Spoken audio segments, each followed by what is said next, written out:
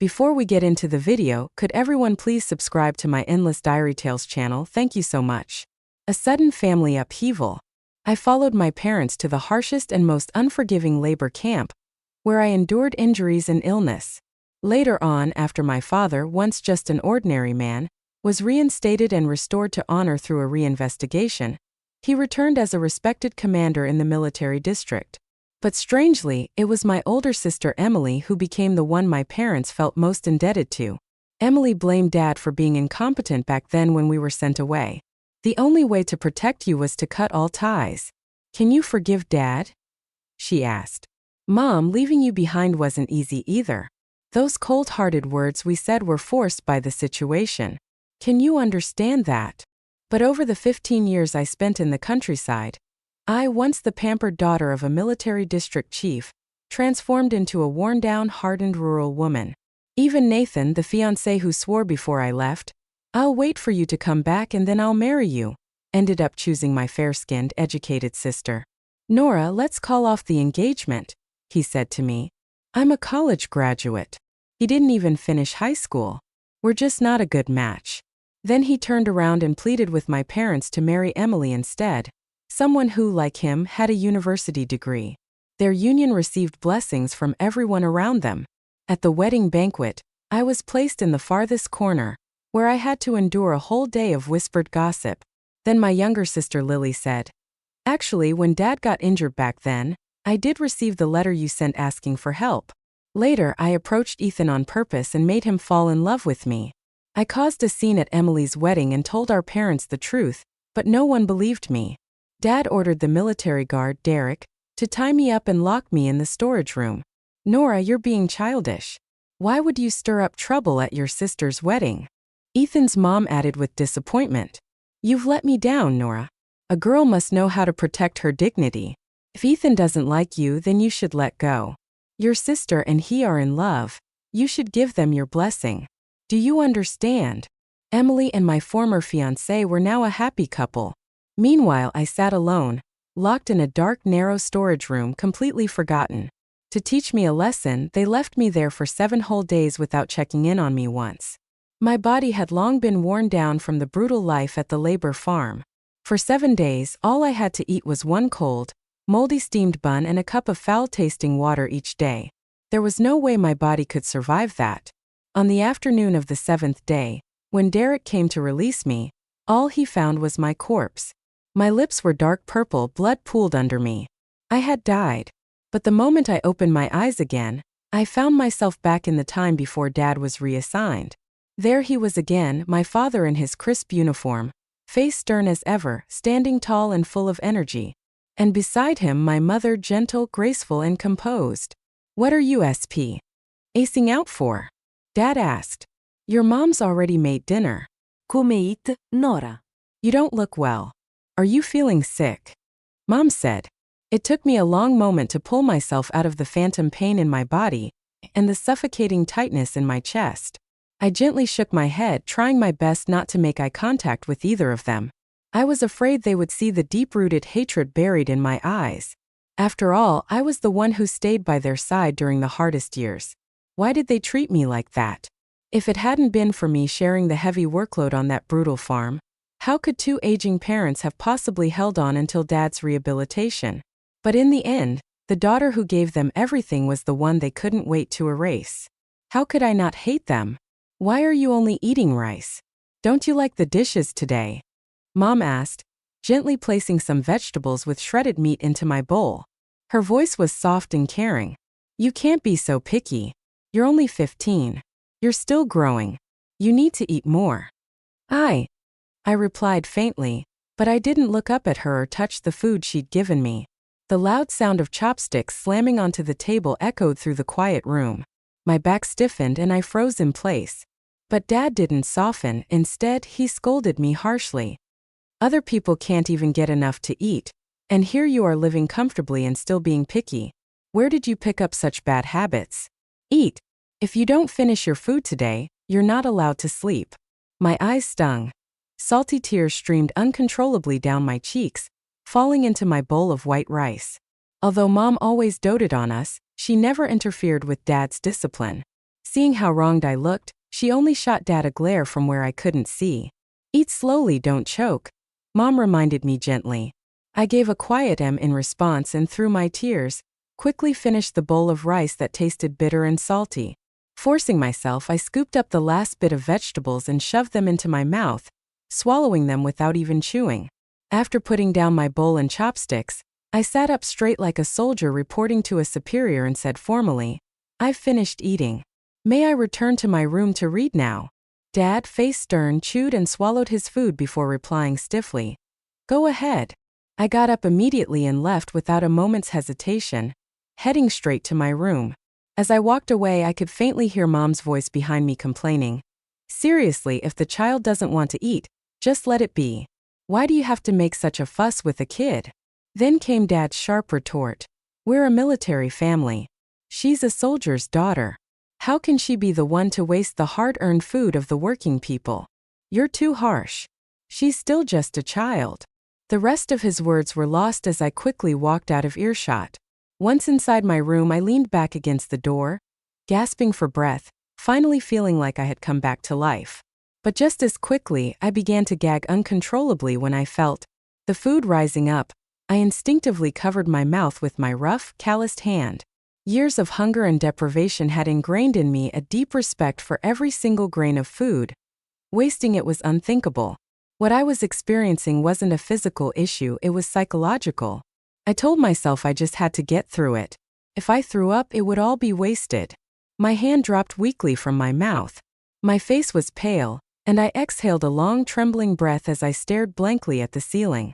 Even now, I couldn't understand how I had ended up with such a miserable fate in my last life. Tears fell silently from the corners of my eyes. I slowly slid down the door and sat on the cold cement floor, burying my head into my knees as I sobbed softly. It was a long time before I stopped crying. I wiped my tears, pushed myself up from the ground with numb, aching legs and limped over to the desk. My hands shaking, I picked up the desk calendar. I'd always had a habit since childhood. Every day I would cross off the date on the calendar. It turned out to be useful now when I could barely tell what day or year it was. July 26, 1970. Good, there was still 1 week left before my parents were reassigned. 4 days before they'd received the notice. That was enough time for me to get ready. As for reading, my parents were about to be sent away. No amount of reading would change what was coming or be useful anytime soon. There was no need to rush. I casually stuffed the book into my backpack, slung it over my shoulder and walked out. "Mom, I'm going to study with Lily," I said. "Okay, come back early," she replied. Lily was my classmate and her house was close to ours. We got along well, and I often visited her. My mom knew this, so she wasn't worried. Lily's cousin worked at the neighborhood committee and was in charge of the placement of educated youth into the countryside. At this point in time, most families were reluctant to send their kids to the countryside, which made her job extremely difficult. Since I had already graduated from junior high, I met the requirements for rural assignment. I had decided to apply voluntarily. "You're really going to apply to go be an educated youth in the countryside?" Nora Lily asked, surprised. "This isn't a joke. Once it's processed, there's no going back." "I'm sure," I said. "Right now, the country needs young people with knowledge and skills to go help build up the rural areas. We should answer that call. Could you ask your cousin to help me? I want it done within 3 days." "Wow, Nora, your sense of duty is something else." "Sure, I'll ask. My cousin's been worried lately because there aren't enough volunteers, and the deadline's coming up fast." "You volunteering?" "She could get it done by tomorrow, not just in 3 days." "Thanks, tomorrow will be great." I hesitated, then added, "There's one more thing I need your help with." As I spoke, I opened my backpack, glanced sneakily toward the door, then carefully pulled out a small bag of candy I had been saving for myself. I gently placed it all into Lily's hands. Lily's hands trembled. "Please don't tell my parents about this," I said. "I want to give them a surprise. You know how much my dad loves the party in this country. If he knew his daughter had such a strong sense of purpose, he'd definitely be proud." Lily looked at the candy in her hands with surprise. In a time like this, when supplies were so scarce, even getting this small bag of candy wasn't easy. With more than one child in her family, she'd never known this kind of luxury. She touched the bag again and again, opened the paper wrapper, and took out one piece to tuck into her shirt. Then, though clearly reluctant, she handed the rest back to me. "It's no problem," she said. "This kind of thing just takes a word." He didn't have to give me all this. One piece is enough. I smiled. I wasn't really a 16-year-old kid anymore, not in my heart. I'd long outgrown the age of craving candy. Quickly and naturally, I stuffed the bag of candy into her pocket and held her hand over it so she couldn't pull it out. I pretended to be annoyed. "If you still consider me a friend, then keep it. My sister's away at college, so I'm the only kid at home now. I have more than enough. Don't be polite with me." Lily knew as well as I did that my situation wasn't as great as I made it sound. My dad cared too much about his reputation. He believed a soldier's child should learn to endure hardship. That candy had been bought secretly by my mom without telling him. She stared at me for a while, making sure I wouldn't take the candy back, then finally agreed. "Okay, I'll hold on to it. If you want any, just come find me." I shook my head. "I know your younger siblings love going through your stuff. If you don't want them to get lucky, you'd better eat it quickly." Lily and I were similar in many ways. We were both the overlooked children in our families. That was one of the reasons we got along so well. In my case, it was because my sister Emily was too exceptional in my parents' eyes. There was no room for me when she was around. For Lily, it was because she was the eldest daughter. The adults naturally expected her to help take care of her younger siblings and handle some of the chores. The next morning, right after breakfast, I went to Lily's house. She was already waiting for me at the door. "You came at the perfect time," she said. "Let's head out now. My cousin should already be at work." Okay. Once we left the courtyard and reached a more secluded path, Lily carefully pulled a slightly melted piece of candy from her shirt and handed it to me. I took it, and seeing that she wasn't planning to take any for herself, I didn't rush to eat mine either. "Just one?" I asked. "What about yours?" There was a fleeting shadow across Lily's face, but she quickly forced a smile. "I already had one. This one's for you." I could tell she wasn't being honest. Without another word, I shoved the candy into her mouth. "Oof, I really did have one," she mumbled, trying to speak around it. She looked down at her hand as if wondering whether she could spit it out and still have me take it back. I looked at her seriously. "Don't even think about spitting it out. I'm not eating your chewed-up candy." When she gave up on the idea, I reached for her hand and rolled up her sleeve.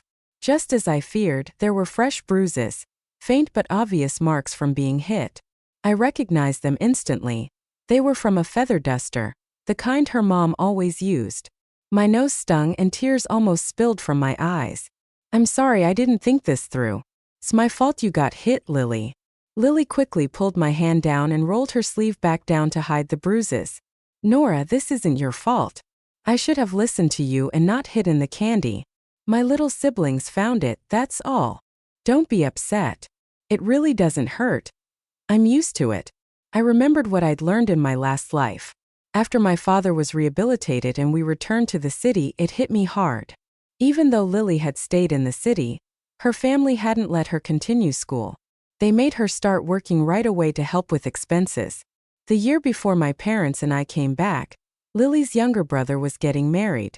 To scrape together the dowry, her family married her off to a butcher. He was a violent man with a bad temper who regularly beat his wife. When Lily was 6 months pregnant, he beat her so badly she lost the baby. By the time she was taken to the hospital, it was already too late. I grabbed Lily's hand and said, using the firmest tone I'd ever spoken in my life, "Lily, come to the countryside with me. Ask your cousin to assign us to the same location from now on. We'll be real sisters." For a brief moment, her eyes lit up, but the brightness faded just as quickly. "I can't," she said. "My parents won't agree. If I leave, my mom won't be able to handle all the housework alone, and there'll be no one to watch my younger siblings." I gently turned her face to look at me and spoke slowly, deliberately. "Lily, you're still just a kid too. Not much older than your little brother and sister. Think about it. Weren't you already doing your own laundry and helping your mom with chores when you were their age? Even if you're not around, they're old enough now to take care of themselves.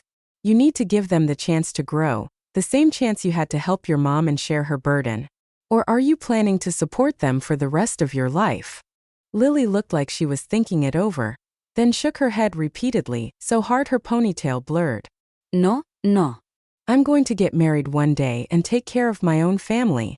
I'll take care of mom and dad in their old age, but I can't be responsible for my siblings forever.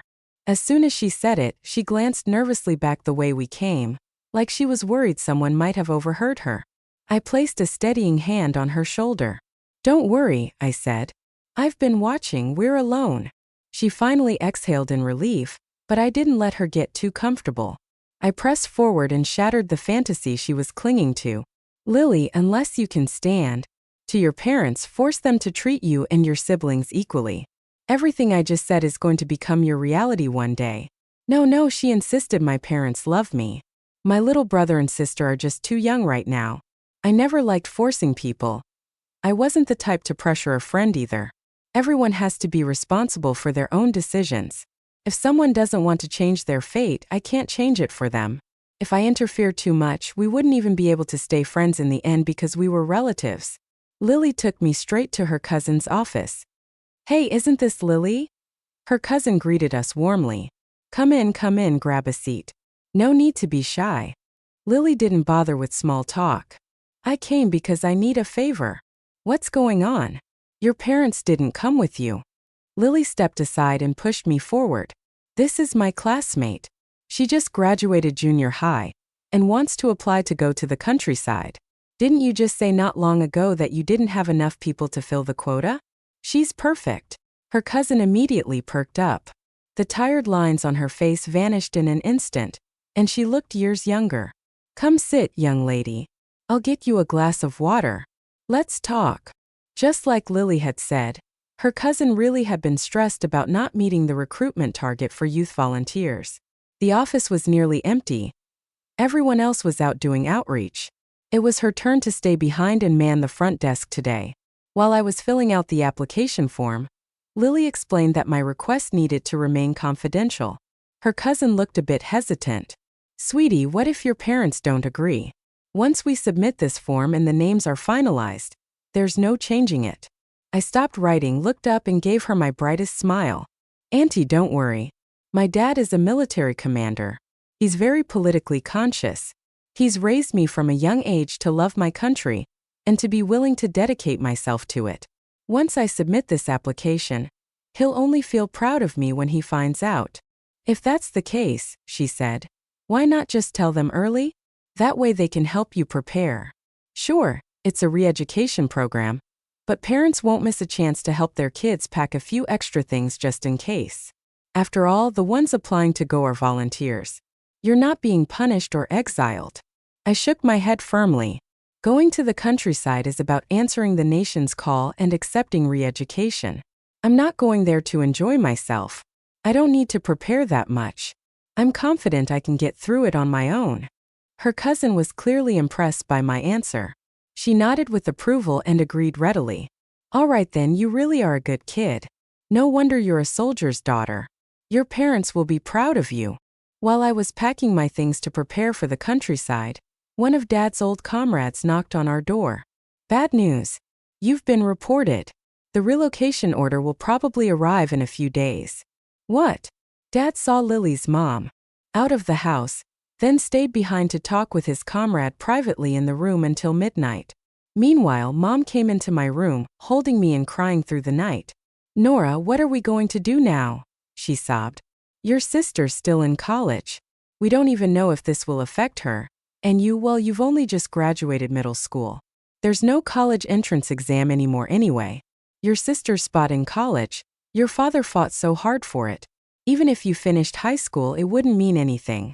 Back in my previous life, I had never heard Mom mention me at all when she was crying like this. So this is what she really thought. If your father is being reassigned at his level, it must be serious. We'll probably get sent to the toughest, most backbreaking place.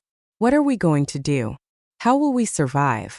For years, Mom had followed Dad around with the army, never working outside besides housework and raising 2 kids. She'd never had to worry about anything else. After so many years of comfort, she was now genuinely scared of what lay ahead. Nora, why did something like this have to happen to our family? Your dad gave his life to this country. How could they do this to us? She went on, sobbing. Last year, the Lee family next door got sent down too. They had to get up before dawn every day to work. What am I going to do? I'd already heard all of this in my past life, and hearing it again still hurt. In my previous life, I worried that my aging parents wouldn't survive this era of turmoil. But in this life, I just wanted to live for myself. All I cared about was getting them to let me go to the countryside smoothly. I refused to be the fool in both lifetimes. Emily and I were both their daughters. Why did they only ever consider her? I didn't comfort Mom. I just let her hold me and cry. Let her talk about how scared she was, wiping all her tears and snot on my clothes. Everyone, come out. We need to have a family meeting. Dad, after seeing off his comrade, knocked on my door. I nudged the sobbing Mom, who had cried herself to sleep. Mom, Dad wants us outside. We're having a meeting. For the first time, all four of us sat in the main hall at midnight. The room was drafty and cold, the night air cutting through us, and my heart sank lower and lower. As for Nora, Dad said, I'll try everything tomorrow to pull strings and make a final push. The exact same opening line as in my previous life, but my mindset had completely changed. Back then, I still looked up to him as a soldier, a protector, but that illusion shattered the moment he showed clear favoritism between Emily and me. With the memory of an entire previous life, I knew perfectly well that this reassignment was inevitable. No amount of connections would change that. His eventual reinstatement had only happened because national policy changed and some of his old superiors stepped in to help. I lowered my eyes, staring at the table's surface, pretending to listen seriously, hiding the complicated resentment in my gaze. About you and your sister, Dad continued, if she drops out of college, we'll lose our last hope of rising again. That's why I've decided to formally publish a notice to sever our family relationship with her. That way, our situation won't affect her future. Mom chimed in supportively. That's right, Emily is our best hope. We can't let her be dragged down by this. Dad turned and looked directly at me. Nora, I lifted my head to meet his eyes, tears I'd carefully prepared already welling in mine. My lips trembled as I put on a sorrowful expression. For a moment, his strict and hardened look softened, but only briefly. Then he went right back to his stern self. Your mom and I are getting old. If something happens to us later, we don't want to be alone with no children around. Since you've graduated from middle school, if the reassignment becomes official, I'll apply to have you go with us. Mom's delicate, tearful voice followed. Honey, is that really a good idea? Nora's not even 16 yet. If she goes with us, won't it be too much for her? She said it like a protest, but I could clearly see the hope in her eyes. In my previous life, it was exactly because I saw that expectation combined with their calculated routine of one playing the strict parent and one playing the soft-hearted that I gave in. I was just a kid. How could I have possibly refused? But now, the Nora sitting before them wasn't the same naive girl who had once depended on her parents for everything. The ones who ruined everything were my own parents. I blinked and the tears in my eyes slipped free like pearls from a broken string. One after another, they rolled down my pale, frozen cheeks and dropped off my chin. Thanks to Emily's first-hand instruction, after we returned in my previous life, I had learned exactly how to cry in a way that would draw the most pity from our parents. I knew the angle my face needed to make with the ceiling light, so that the tears gliding down my cheeks would catch the light and reflect it just right. Enough to hit them straight in the heart. Dad, Mom, I saw it clearly. Dad's stern face softened for a second, but then he quickly hardened again. She's still so young and a girl too, he said firmly. How can I feel safe letting her go out there alone? Nora, you're a soldier's daughter. You have to develop the same discipline and spirit as a soldier. You can't be afraid of hardship or pain. Understand. That was the first time I realized how hollow Dad's so-called lessons really were. Words like that might fool a naive kid who'd never seen the world, but they didn't work on me anymore. If hardship and resilience were really that important, why wasn't Emily being sent with us too? Wasn't she also a soldier's daughter? Why was it okay for them to use their old age as a reason to drag me along to suffer in their place while dressing it up as concern for me being too young to be left alone? They wanted the appearance of a noble sacrifice but didn't lift a finger to actually take the burden. Just supposed to be the one to carry it all because they said so, or maybe they simply didn't love me. That thought made me all the more determined. I cried even harder. What are you crying for? Dan barket. Your sister's never been like this. She's been obedient and mature since she was little. If you were half as well behaved as she is, your mom and I would have far less to worry about. She's just confused for the moment, Mom said, trying to calm him. Don't be so harsh on the child. Nora, sweetheart, you know your mom loves you most. Just come with us, okay? Your mom and dad will protect you. But the Nora who had already lived through this once wasn't buying any of it. I didn't argue. I just cried and walked back to my room. I closed the door behind me and went straight to sleep. I had a battle to fight tomorrow. In my dreams, I was back at the farm at the very beginning. Dad had insisted it was to build character and made me take on half of our assigned tasks, even though Mom stayed protected under our wings. But he was a battle-hardened military commander, and I was a girl not even 16 with no training or preparation. There was no comparison. He'd always finish his tasks quickly while I still had a mountain of work left, but he never helped. He just stood by watching, supervising, making sure I finished every bit of it. When I got back late, Mom would nag and then Dad would scold me.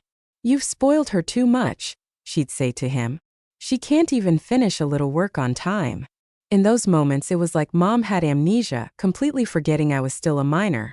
She joined Dad in criticizing me, saying, "The farm isn't like the military compound. You need to adapt. You can't be afraid of hardship. You should learn from your sister.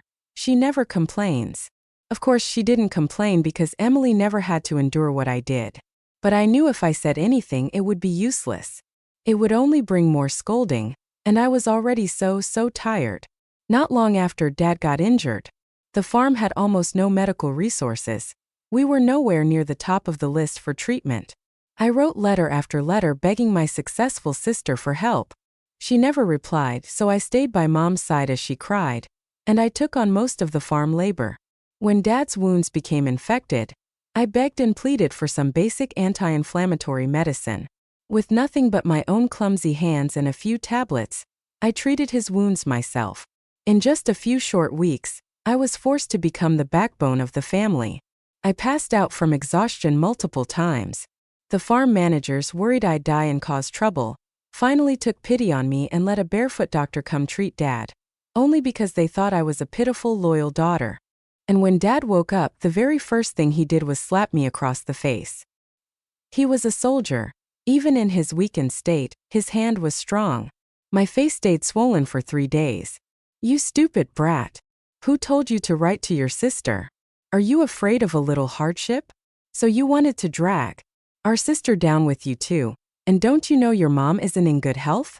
How could you bear to make her do so much work? You're completely ungrateful."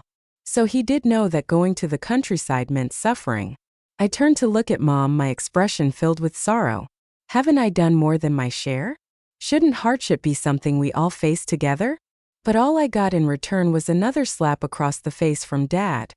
Ungrateful brat. Is this how I raised you? Can't you see your mom's hands are full of blisters? Her health has never been good. What if something happens to her? How could you live with yourself after that? I never again tended to Dad's wounds while he was awake.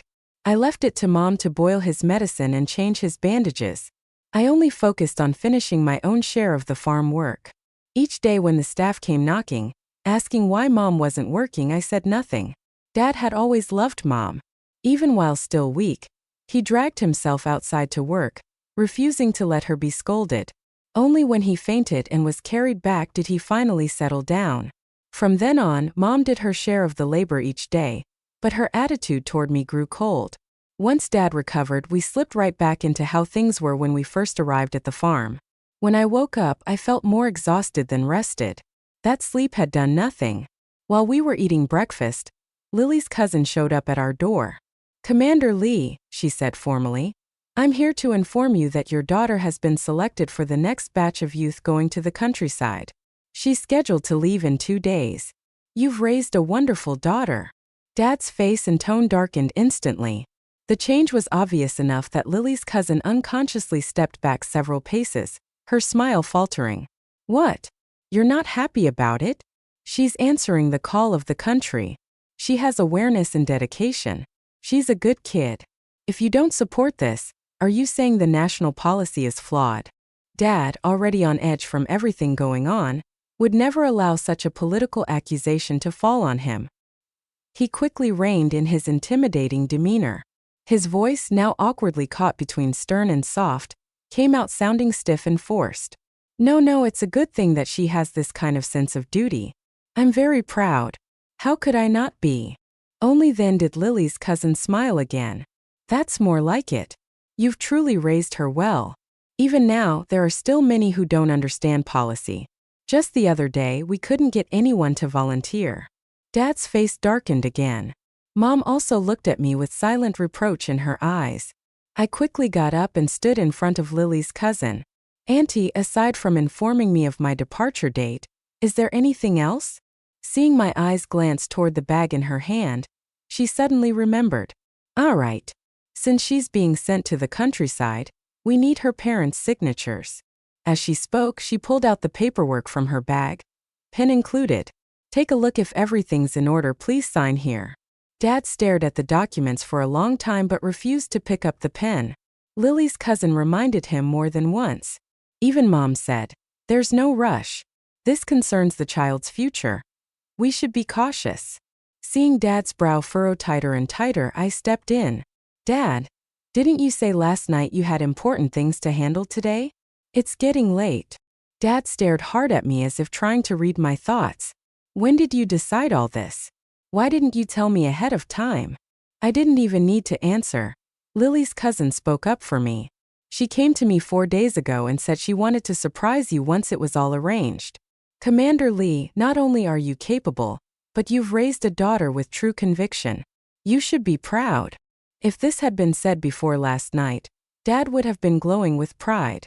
But now, caught between Mom's tear-eyed look and the veiled political warning in Lily's cousin's expression, refusing to sign means you're questioning the policy. He finally picked up the pen and with bold and heavy strokes signed his name. We'd like a moment to speak privately with our daughter, Dad said. We won't trouble you to stay. Lily's cousin looked at him, then at me, a trace of concern in her voice. Commander, you're a senior figure in the military. Your sense of responsibility must be higher than mine. You're not going to hit your daughter, are you? Dad's face darkened. When did I say anything about hitting her? Well, judging by the look on your face, you sure look like you're about to hit her. And if you can't even keep that much in check, someone working in the neighborhood committee shouldn't interfere this much. I quickly cut off Lily's cousin before she could say more. Auntie, don't worry. I'll be at the gathering point on time 2 days from now. You can head back now, and if I don't show up, feel free to go straight to my father's superior in the military district. Grinning cheerfully, I walked Lily's cousin out the door. Dad hadn't expected me to say something like that. His face, watching my back, was dark as thunderclouds. The moment Lily's cousin stepped out of the house, Mom completely lost control. Tears were already falling down her face. Nora Lee, you better explain this to me. Why did you suddenly apply to go to the countryside as a youth volunteer? Did you know something was about to happen to our family? I almost laughed. Even my father, an army commander, had only found out about the reassignment yesterday. What could I, a powerless teenage girl, possibly have known ahead of time? Dad, you heard her yourself. I applied 4 days ago. I really just wanted to respond to the nation's call to bring honor to you, to Mom, and to our whole family. I meant what I said, but neither of them believed a word. Mom, still crying, grabbed my arm. But how could the timing be that perfect? Nora, tell me the truth. You don't want to go with us and suffer, right? That's why you did this, isn't it? It's okay. We're not unreasonable parents. Just be honest with us. We promise we won't blame you. It suddenly struck me how in my past life I had been so blinded by the idea of family that I missed so many signs, like how Mom and Emily always sounded like they were thinking about me. But every word they said was just laying a trap. Sure enough, the next second Dad's furious voice boomed from the front room. Nora Lee, you think you're in charge now? We're your parents. We raised you, and you go behind our backs and sign up to be sent away just to escape us. Do you even have a conscience? I didn't bother arguing feelings. I just repeated again and again. Joining the youth volunteers is about answering the call of the country. And finally, I looked them both in the eyes and asked calmly, So Dad, Mom, do Do you really think the government's policy is wrong? Or did I not explain it well enough? Should I go bring that auntie back so she can explain it all over again? That shut them both up completely. Fine, I'll deal with you later, Dad growled. I followed right behind him. Dad, I just hope you'll treat me and Emily equally. If I'm not allowed to go to the countryside, some people might start to question things, question the system, question your loyalty. And if it starts to look like you're blocking me on purpose, it could damage your reputation. Even within the reassignment system, there was still room to maneuver.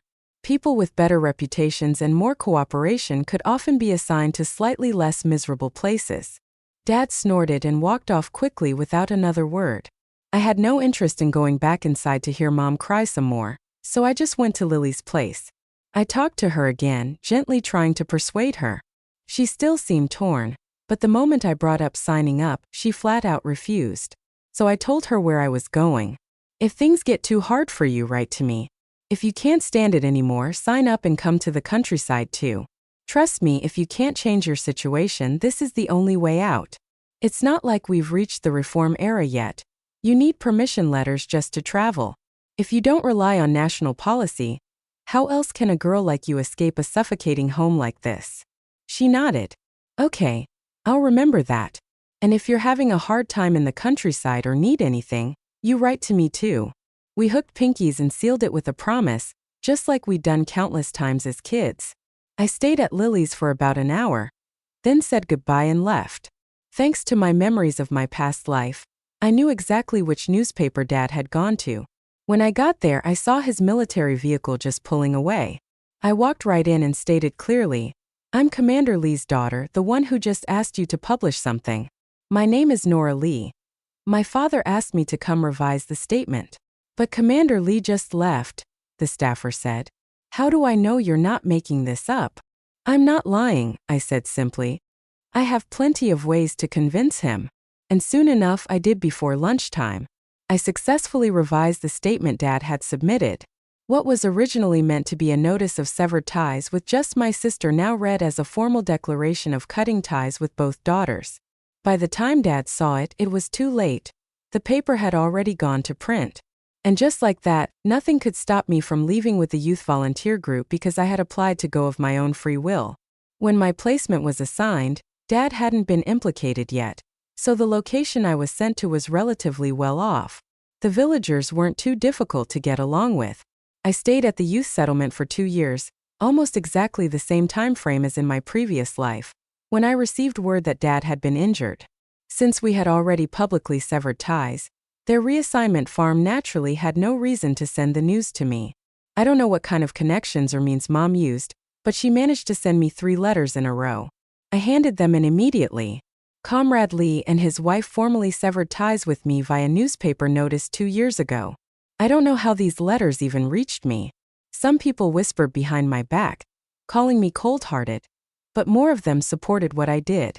Anyone with a shred of reason could see that my parents had been exiled due to political mistakes. Even if I wanted to do something to help, not even high-ranking officials in the city dared to intervene. What could a mere youth volunteer like me possibly do? After that, some people distanced themselves from me while others drew closer. I thought that was fine. I didn't need friends who disapproved of my actions. With an entire past life's worth of experience, I could endure much more than most. During my 2 years in the countryside, I suffered more than the average youth volunteer. But hardship bred strength. Back in my last life, I had picked up some basic medical knowledge from the barefoot doctor while taking care of Dad. Over time, the village doctor realized I had some skill and let me assist him. He even showed me his treasured medical texts. At first, I had to finish my daily labor before I could go help. Later, once he fully recognized my medical ability, he negotiated with the village to officially assign me to the village clinic, where I worked full-time and earned labor credits. I received Mom's letters shortly after starting there. The village was poor, with scarce medical resources and even fewer medical workers. The villagers didn't want to lose someone they had worked hard to train. So when I reported the letters and submitted a written explanation distancing myself, they helped protect me. In my 2nd year as a barefoot doctor, the village received a single recommendation slot for university through the workers, peasants, and soldiers path. The village head called me to his home. I heard you've completely cut ties with your family. What are your plans now? He didn't say it directly, but I knew what he meant. It was obviously about the university slot. I thought it over. I'd been in the countryside for over 3 years already. The national college entrance exam wouldn't resume for at least another 4. I had no intention of returning to the city anyway. There was nothing there for me anymore. So, I decided to go along with it. At least this way I wouldn't have to worry about taking the exam. As long as the village needs me, I said. I'll stay until someone better than me is ready to take over. I won't leave. In other words, I was treating this village as my home now. The village head was pleased. After all, they had no other young people who qualified. If they did, no one would have chosen a youth volunteer over their own. Not long after, I was officially recommended by the village and sent to study medicine at a workers', peasants', and soldiers' university. I was gone for 3.5 years. After graduation, I returned to the village as I had promised. That's when I saw Lily again. She had arrived about 6 months earlier as part of a new youth volunteer group. We were both overjoyed. Within just a few conversations, the years apart felt like they'd vanished. She had grown into her looks, prettier than ever, but the harsh winds and rain of the countryside had tanned her skin and made her tougher. She looked stronger too. I followed her back to the youth settlement. We dropped off our things, started prepping food, and caught up about everything that had happened over the years. My parents wanted to marry me off to a pig butcher, she said, so they could collect a dowry to help my brother get a wife. I begged my cousin to get me into the youth volunteer program. You did the right thing, I told her. Don't worry, we have truth and reason on our side. No one can use you like that ever again. After coming back, I immediately pushed Lily to pick up her studies again. I even bought her high school textbooks. Who knows, I said, maybe the entrance exams will be reinstated sooner than we think. It won't hurt to be ready. She didn't really understand, but she listened. When I told her to study, she studied. Half a year later, the national college entrance exams were officially reinstated. Lily registered but didn't pass. With my encouragement, she kept studying and prepared to try again. After 2 failed attempts, she finally succeeded and got into college. I wasn't sure if I had influenced her, but maybe, just maybe, I had. Lily chose the same major as me, medicine, but unlike me, she got into a better university entirely on her own merit. The school she attended was more prestigious than the one I'd gone to through recommendation. The same year, I trained someone who surpassed me and could take over my work. Lily graduated. She turned down an opportunity to work at a major hospital, and instead requested a position at the county hospital closest to me.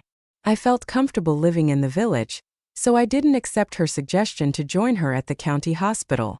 Instead, I used my savings from the past few years to purchase a plot of land in the village. Officially settled down there, it was 1985, the year I had died in my previous life.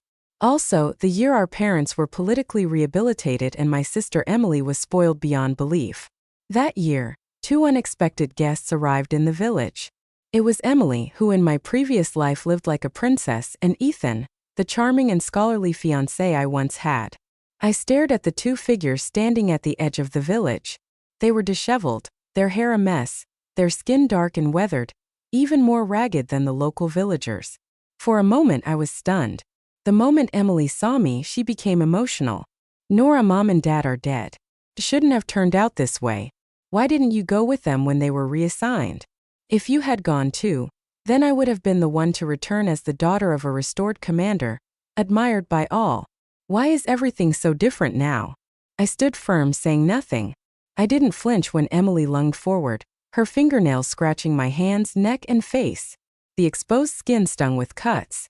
So she'd recovered memories of our past life too. Emily, calm down, Ethan said. We came here to talk to Nora about the rehabilitation effort, didn't we? I'm sorry, Nora. Emily's been through a lot these years on the farm. Her emotions are unstable. From Ethan's explanation, I learned about their life since I'd left. When I handed over the letters in my past life, Emily, my full-blooded sister, was inevitably investigated too. They searched her place and found letters she hadn't had time to destroy.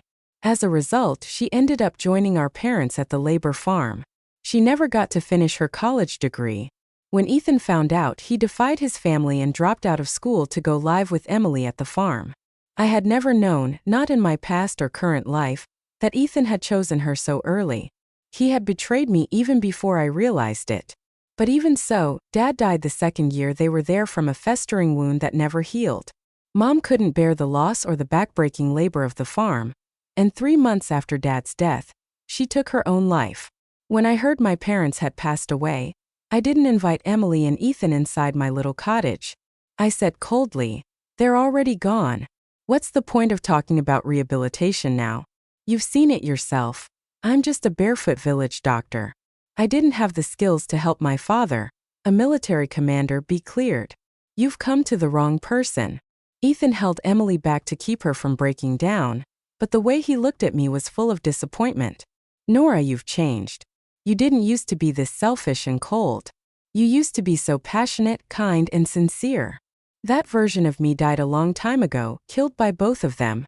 I owed no one anything anymore, not even my parents. Don't pretend they wanted anything noble. What they really wanted was compensation for years of being sent down and the glamour of once again being associated with the daughter of a military commander. They wanted me to help, but I wouldn't even be honest about it. Even if my brain were filled with seawater, I still wouldn't be foolish enough to agree." I turned and walked away. That night, the villagers brought Emily, weak, unwell, and clearly mentally unstable, to my door. I didn't let her inside. I told them, "Call the police.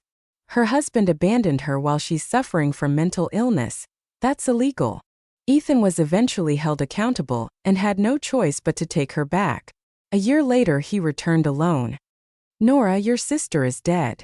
I only paused slightly. I didn't feel the least bit sad.